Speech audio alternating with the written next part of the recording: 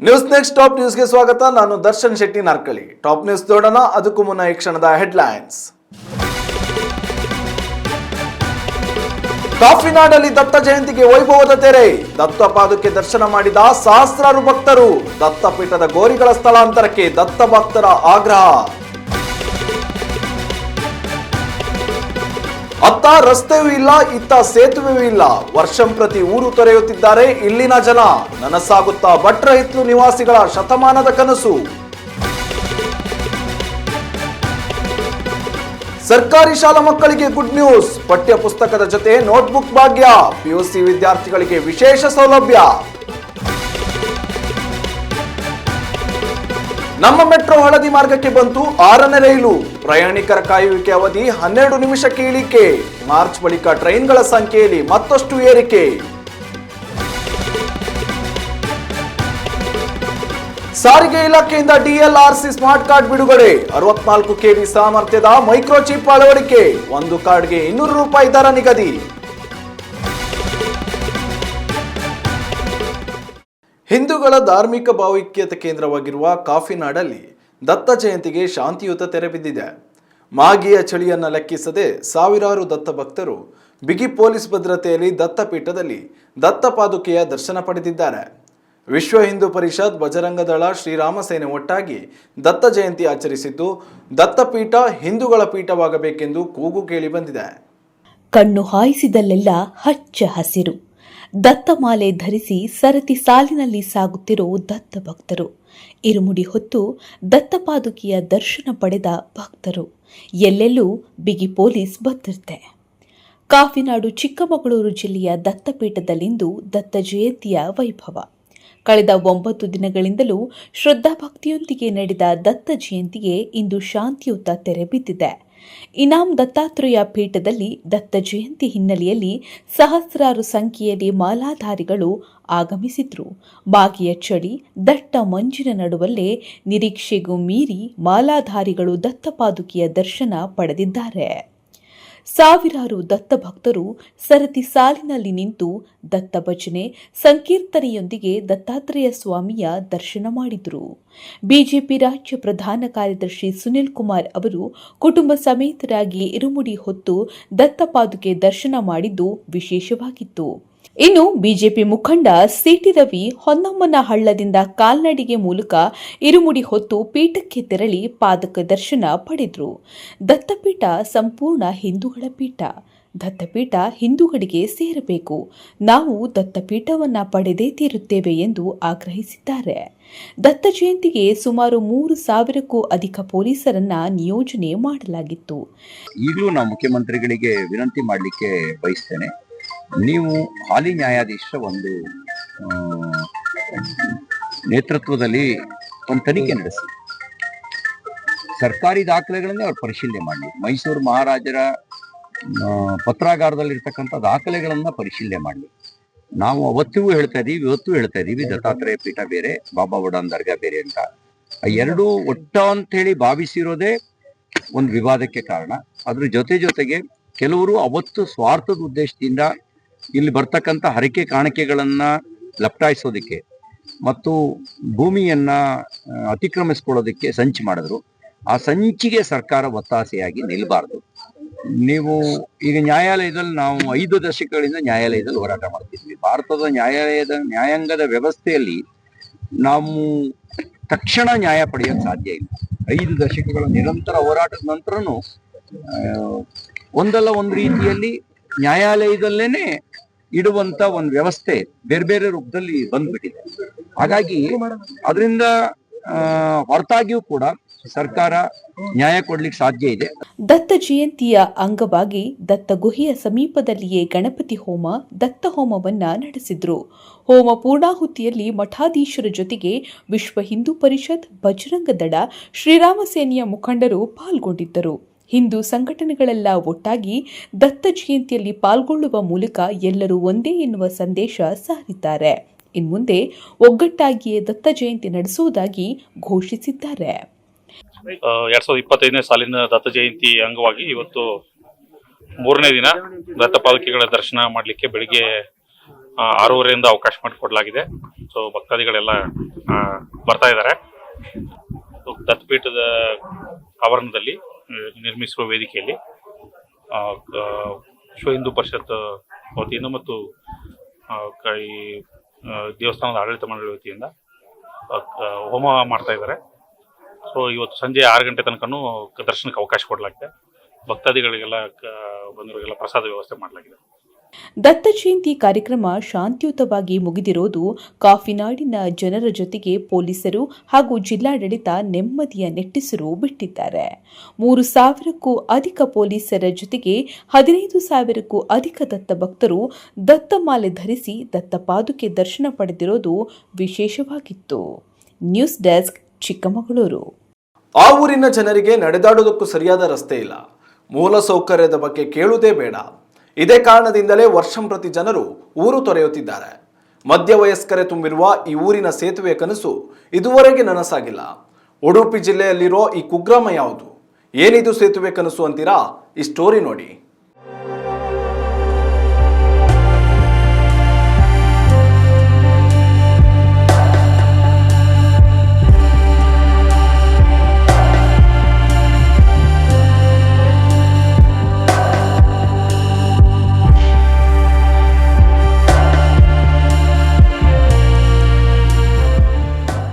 ಉಡುಪಿ ಜಿಲ್ಲೆಯ ಬೈಂದೂರು ತಾಲೂಕಿನ ಬಹುತೇಕ ಪ್ರದೇಶಗಳು ಇಂದಿಗೂ ಕೂಡ ಮೂಲಭೂತ ಸೌಕರ್ಯಗಳಿಂದ ವಂಚಿತವಾಗಿದೆ. ಇದಕ್ಕೆ ಹೊಸ ಉದಾಹರಣೆ ಹೊಸಾಡು ಗ್ರಾಮ ಪಂಚಾಯತ್ ವ್ಯಾಪ್ತಿಯ ಸೇನಾಪುರ ಗ್ರಾಮದ ಭಟ್ರಹಿತ್ಲು ಪ್ರದೇಶ. ಈ ಹಿಂದೆ ಸುಮಾರು 25ಕ್ಕೂ ಅಧಿಕ ಮನೆಗಳಿತ್ತು. ಕೃಷಿಯನ್ನೇ ನಂಬಿಕೊಂಡು ಇಲ್ಲಿನ ಜನರು ಜೀವನ ನಡೆಸ್ತಾ ಇದ್ರು. ಆದ್ರೆ ಇತ್ತೀಚಿನ ದಿನಗಳಲ್ಲಿ ರಸ್ತೆ ಸಂಪರ್ಕ ಅತಿ ಅವಶ್ಯಕ ಎನ್ನುವ ಪರಿಸ್ಥಿತಿ ನಿರ್ಮಾಣವಾಗಿದ್ದು ಸದ್ಯ ಕೇವಲ 15 ಮನೆಗಳು ಮಾತ್ರ ಇವೆ. ಇದಕ್ಕೆ ಮುಖ್ಯ ಕಾರಣ ಈ ಪ್ರದೇಶಕ್ಕೆ ತೆರಳಲು ಸರಿಯಾದ ರಸ್ತೆ ವ್ಯವಸ್ಥೆ ಇಲ್ಲದಿರೋದು. ಈ ಗ್ರಾಮದಲ್ಲಿ ಮುರಿದು ಬೀಳುವ ಸ್ಥಿತಿಯಲ್ಲಿರುವ ಕಾಲುಸಂಕ, ಕಿಂಡಿ ಅಣೆಕಟ್ಟು ಮಾತ್ರವೇ ಸಂಪರ್ಕದ ಕೊಂಡಿಯಾಗಿದೆ. ಮಳೆ, ಬಿಸಿಲು, ಚಳಿ ಏನೇ ಇರಲಿ ಇಲ್ಲಿನ ಜನರು ಇದೇ ಮುರಿದು ಬೀಳುವ ಸ್ಥಿತಿಯಲ್ಲಿರುವ ಸೇತುವೆಯನ್ನೇ ಆಶ್ರಯಿಸಬೇಕಾಗಿದೆ. ವಯಸ್ಸಾದ ಹಿರಿಯರು, ಚಿಕ್ಕ ಮಕ್ಕಳು ಆತಂಕದಿಂದಲೇ ಕುಸಿಯುವ ಭೀತಿಯಲ್ಲಿರುವ ಸೇತುವೆಯ ಮೂಲಕವೇ ಆಚೆಯ ದಡವನ್ನ ಸಾಗಬೇಕಿದೆ. ಅಂದರೆ ಸಮಸ್ಯೆ ಮಸ್ತ್ ವರ್ಷದಿಂದ ನಾವು ಇಲ್ಲಿ ಹೋರಾಡ್ತಿದ್ದೇವೆ. ಒಂದು ಬ್ರಿಡ್ಜಿಗೋಸ್ಕರ, ರೋಡಿಗೋಸ್ಕರ, ನೀರಿಗೋಸ್ಕರ. ಇಲ್ಲಿ ಯಾರು ಸಹ ತಲೆ ಹಾಕೋದಿಲ್ಲ ಯಾರು ಸಹ. ಯಾಕಂದರೆ ನಾವು ಮೂರು ಸತಿ ನಾವು ಸುಕುಮಾರ್ ಶೆಟ್ಟಿ ಹತ್ರ ಹೋಗಿತ್ತು. ಅವ್ರು ಓಕೆ ಅಂತಾರೆ ಎಲೆಕ್ಷನ್ ಟೈಮಿಗೆ. ಮತ್ತು ಗೋಪಾಲ ಪೂಜಾರಿ ಹತ್ರ ಹೋಗಿತ್ತು. ಅವ್ರು ಸಹ ಬಂದು ನೋಡಿ ಹೋಗಿದ್ರು ಗೋಪಾಲ ಪೂಜಾರಿ, ಓಕೆ ಅಂದರು. ಮತ್ತು ಗಂಟೆ ಒಳ್ಳೆ ಸಹ ಮಾತಾಡಿದೆ. ಗಂಟೆ ಒಳ್ಳೆ ಸುಮಾರು 5-6 ಸಲ ಮಾತಾಡಿದೆ ನಾನು. ಮಾಡಿಕೊಡು ಅಂತಾರೆ. ಬೇಸಾಯ ಮಾಡಿ ಅದನ್ನು ಪೂರ ಹೊತ್ಕೊಂಡು ಬರ್ಬೇಕು. ಆಚಿಂದ ಈಚಿಂದ ಆಚೆ ಎಲ್ಲ ಹೊತ್ಕೊಂಡು ಹೋಗಬೇಕು. ಅವ್ರಿಗೆ ಎಷ್ಟು ಕಷ್ಟ ಆಗೋದು. ಮತ್ತು ಅದು ಫುಲ್ಲು ತೋರುದಿಲ್ಲ. ಇದರಲ್ಲಿ ಹೋಗುವ ಇಷ್ಟು ಸಫರ ಉಂಟು. ಬಿದ್ದರೆ ಯಾರಿಗೆ ಗೊತ್ತಿ ಅದಕ್ಕೆ? ಯಾರು ಮನೆ? ಇಲ್ಲೇ ಸುಮಾರು 40-50 ಮನೆ ಇದು ಮೊದಲು. ಇವಾಗೆಲ್ಲ ಖಾಲಿ ಮಾಡ್ಕೊಂಡು ಮೇಲೆ ಬೇರೆ ಸೈಡ್ ಹೋಗಿದ್ದಾರೆ. ಯಾಕಂದರೆ ಇಲ್ಲಿ ನೆರೆ ಬರ್ತದೆ, ಹೊಳೆ ತಿರುಗಾಗೋದಿಲ್ಲ, ಹೆದರ್ಕೊಳ್ತಾರೆ. ಅದಕ್ಕೋಸ್ಕರ ಇಲ್ಲಿ ಕೆಲವು ಜನ ಮನೆ ಆಚೆ ಈಚೆ ಚೇಂಜ್ ಮಾಡಿದ್ದಾರೆ ಪೂರ. ಇಲ್ಲಿನ ಜನರು ಕೃಷಿಯನ್ನೇ ಆಶ್ರಯಿಸಿಕೊಂಡಿದ್ದಾರೆ. ಉತ್ತಮ ಕೃಷಿ ಕಾಯಕ ಮಾಡಿದ್ರೂ ಕೂಡ ಇಲ್ಲಿನ ಜನರಿಗೆ ಸರಿಯಾದ ರಸ್ತೆ ಸಂಪರ್ಕವಿಲ್ಲ. ಇದು ಇಲ್ಲಿನ ರೈತರಿಗೆ ದೊಡ್ಡ ತಲೆನೋವಾಗಿ ಪರಿಣಮಿಸಿದೆ. ಕೃಷಿ ಭೂಮಿಯಲ್ಲಿ ಏನೇ ಬೆಳೆದರೂ ಕೂಡ ಅದನ್ನ ತಲೆಯ ಮೇಲೆ ಹೊತ್ತು ಮೇಲ್ಭಾಗದಲ್ಲಿ ಇರುವ ರಸ್ತೆಯ ತನಕ ತಂದು ಅಲ್ಲಿಂದ ವಾಹನದ ಮೂಲಕ ಸಾಗಿಸಬೇಕಾದಂತಹ ಪರಿಸ್ಥಿತಿ ಇದೆ. ಇನ್ನು ಮಳೆಗಾಲ ಆರಂಭವಾದರೆ ಸಾಕು ಈ ಭಾಗದಲ್ಲಿ ನೆರೆಹಾವಳಿ ಕಾಣಿಸಿಕೊಳ್ತಾ ಇದೆ. ಆ ಸಂದರ್ಭದಲ್ಲಿ ಈ ಕಾಲುಸಂಕ ಮತ್ತು ಕಿಂಡಿ ಅಣೆಕಟ್ಟು ಕೂಡ ಸಂಪೂರ್ಣವಾಗಿ ಮುಳುಗಡೆಯಾಗಿ ಸಂಪೂರ್ಣ ಜಲಾವೃತವಾಗ್ತಾ ಇದೆ. ಈ ಸಮಸ್ಯೆ ಬಗ್ಗೆ ಇದುವರೆಗೆ ಇಲ್ಲಿಗೆ ಓಟು ಕೇಳಲು ಬಂದ ಬಹುತೇಕ ಜನಪ್ರತಿನಿಧಿಗಳಿಗೆ ಮನವರಿಕೆ ಮಾಡಲಾಗಿದೆ. ಆದರೆ ಚುನಾವಣೆಯ ಬಳಿಕ ಜನಪ್ರತಿನಿಧಿಗಳು ಇತ್ತ ತಲೆ ಹಾಕಿ ಮಲಗುತ್ತಿಲ್ಲ ಅನ್ನೋದು ಜನರ ಆಕ್ರೋಶ. ತುಂಬಾ ಕಷ್ಟದಲ್ಲಿ ನಾವು ಕುಡಿಯೋಕೆ ನೀರ್ ಲೆಕ್ಕ ಸಹಿತಿರಲಿಲ್ಲ. ಇಲ್ಲಿ ನಮ್ಮ ಇದ್ರಲ್ಲಿ ಒಗ್ಗು ನೀರ್ ಬರುತ್ತೆ, ಅದೊಂದು ಮತ್ತೆ ನಮ್ಗೆ ನಳ್ಳಿ ನೀರ್ ಲೆಗತ್ತ ಇಲ್ಲ, ಕೊಡ್ಲಿಲ್ಲ. ಇಷ್ಟೊಳಗು ಎಲ್ಲ ಊರಿಗೆ ಬಂದಿದ್ದಾರೆ ನಳ್ಳಿ ನೀರ್. ನಮ್ಮ ಊರಿಗೆ ನಳ್ಳಿ ನೀರ್ ಲೆಗತ್ತಿಲ್ಲ. ನಮ್ಗೆ ಸಿಲಿಂಡರ್ ಬಂದವ್ರು ಅಲ್ಲಿ ಮೇಲೆ ಹೋಗ್ಬೇಕು, ನಮ್ ಕಲೆ ಹೊರಗ್ ಆತಿಲ್ಲ. ಆ ಗಾಡಿ ಬಾಕಿ ಅಡಿ ಅಂತ ಜನ ಕಂಡು ನಾವು ಇದ್ನೆಲ್ಲ ಹೊತ್ಕೊಂಡಾರ್ತ. ಅದಕ್ಕೆ ಜನ ಹೋಗಿ ತಪ್ಪಗೆ ಸಿಲಿಂಡರ್ ತಪ್ಪಗೆ ಎಲ್ಲ ಜನ ನಾವು ಅಲ್ಲಿಂದ ಮ್ಯಾಲಿಂದ ತಗೋಬೇಕು. ನಮ್ ಮತ್ತೆ ಯಾರು ಇಲ್ಲ ಸೈ. ಇನ್ನೊಂದು 4 ತಿಂಗಳ ಈ ಕೆಳಗೆ ಯಾರು ಬರುದಿಲ್ಲ. ಅದಕ್ಕೆ ರಿಕ್ಷಾದವ್ರು ಬರುದಿಲ್ಲ, ಗಾಡಿಯವರು ಯಾರ್ಯಾರು ಬರುದಿಲ್ಲ. ನಮ್ ಮತ್ ಮೇನ್ ಬೇಡಿಕೆ ಅಂತ ಕೇಳಿ ಬ್ರಿಡ್ಜಿಂದ ಒಂದು ಎಷ್ಟು ವರ್ಷ ಆಗದಿಂದ ನಾನು ಎಲ್ಲೆಲ್ಲ ಹೋಯ್ತು ನಂಗೆ ಗೊತ್ತಿತ್ತು. ಅವ್ರೆಲ್ಲ ಕೇಳಿರ ಇದ್ ಮಾಡ್ಯಾರ. 3 ಕಡೆ ಹೋಯ್ದೆ ನಾನು ಜನರಲ್ ತಕೊಂಡು ನಮ್ ಬಗ್ಗೆ ಒಂಚೂರು ಹೋರಾಟ ಮಾಡೋ ಅಂತ ಹೇಳಿ ಅವ್ರು ಯಾರು ಇದ್ ಮಾಡಿದ್ ಕಣ್ಕೊಂಡು ನಾವ್ ಕಡೆಗೆ ಇವ್ರ ಹತ್ರ ದಮ್ಮ ಹೊಡೆದ ಸ್ವಲ್ಪ ಹಣ ಎಲ್ಲ ಹಾಕಿ ನಾವು ಎಂತದೆಲ್ಲ ನಮ್ ಎಡಿದಾಗಿ ಮಾಡ್ಕೊಂತೀವಿ. ಅದಕ್ಕೆ ನಮ್ಗೊಂದ್ ಬ್ರಿಡ್ಜ್, ಒಂದ್ ರೋಡ್, ಇಷ್ಟು ನಾವು ಮತ್ತೆ ಬೇರೆ ಯಾವ ಕೂಡ ಏನು ಬೇಡಿಕೆ ಇಲ್ಲ. ಅವ್ರು ನಮ್ ಕುಡ್ಕೊಂಡ್ ನೀರ್, ಒಂದ್ ಬ್ರಿಡ್ಜ್, ಒಂದ್ ರೋಡ್, ಇಷ್ಟು ನಮ್ಗೆ ಅವ್ರ ಸೌಲಭ್ಯ ಮಾಡ್ಕೊಡ್ತಾರೆ. ಗೌರ್ಮೆಂಟ್ ನವ್ರು ಇದರಿಂದ ನಮ್ಗೆ ಏನು ಒಂದ್ ಇಷ್ಟು ದಾಟದಿಂದ ಹೊಂಟಾಗಿತ್ತು. ನಾವು ಒಬ್ರು ಎಂತದ್ದು ನಮ್ಗೊಂದ್ ಸೌಲಭ್ಯ ಮಾಡಿದಾರಿಲ್ಲ. ನಾನ್ ಇವನಿಗೆ ಬೋಯ್ದು, ನೀವ್ ಯಾಕೆ ನಮ್ಗೆ ಓಟ್ ಕೆಂಬತ್ತದ, ನಮ್ಗೇನ್ ಸೌಲಭ್ಯ ಮಾಡಿದ್ರಿ, ಎಷ್ಟೊಂದು ಲಾಗದಿಂದ ನಾವು ಓಟ್ ಹಾಕ್ತಿತ್ತಲ್ಲ. ನಾವ್ ಇದ್ದಲ್ಕೊಂಡು ಆತುದೇಗ ನಮ್ಮ ಅಮ್ಮನ್ ತಗೊಂಡು ಅಲ್ಲಿ ಮ್ಯಾಲ್ ಬಿಟ್ಟಿದ್ದೇಗ. ನಮ್ಗೆಲ್ಲ ಇದ್ ಮಾಡ್ಬರ್ಲಿ, ಎಲ್ಲ ಒಂಚೂರು ಹೆಚ್ಚು ಕಡಿಮೆ ಅವ್ರನ್ನ ತಗೊಂಡು ಬಾರ್ಲ ನನಗೆ ಅಲ್ಲಿ ಹೋಗಿ ನೋಡಿ ಹೋಗು ಅಷ್ಟು ಪರಿಸ್ಥಿತಿ ನಾವಿತ್ತು. ಒಟ್ನಲ್ಲಿ ರಾಜಕಾರಣಿಗಳು ಮನಸ್ಸು ಮಾಡಿದ್ರೆ ಇಂತಹ ಊರಿಗೆ ಸೇತುವೆ ನಿರ್ಮಿಸುವುದು ದೊಡ್ಡ ವಿಷಯವೇನಲ್ಲ. ಆದರೆ ಇಚ್ಛಾಶಕ್ತಿಯ ಕೊರತೆ, ರಾಜಕೀಯದ ಕಾರಣದಿಂದಾಗಿ ಶತಮಾನಗಳಿಂದಲೂ ಸೇತುವೆ ನಿರ್ಮಾಣವಾಗ್ತಾ ಇಲ್ಲ ಅನ್ನೋದು ಜನರ ಅಳಲು. ಅಶ್ವಥ್ ಆಚಾರ್ಯ, news next, Udupi.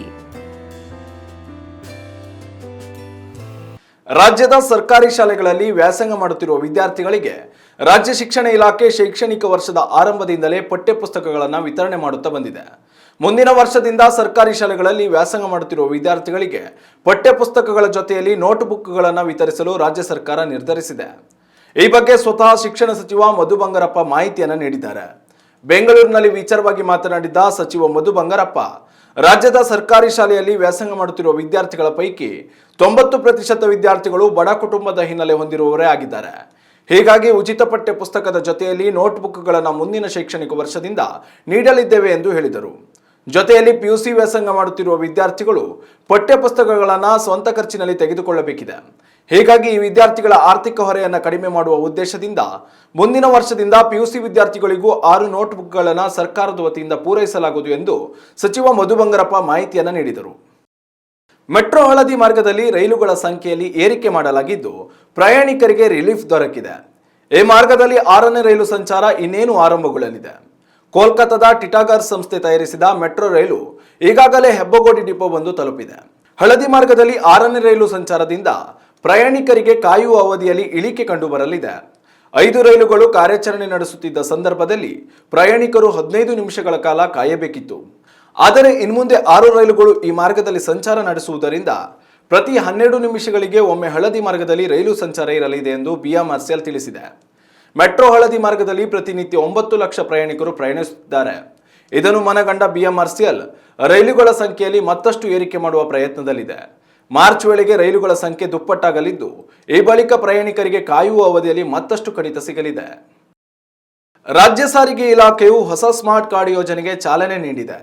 Driving licence ಹಾಗೂ ಆರ್ಸಿ ಕಾರ್ಡ್ಗಳನ್ನು ಒಟ್ಟಾಗಿ ಒಂದೇ ಸ್ಮಾರ್ಟ್ ಕಾರ್ಡ್ನಲ್ಲಿ ಸಿಗುವಂತೆ ಹೈಟೆಕ್ ಸ್ಪರ್ಶ ನೀಡಲಾಗಿದೆ.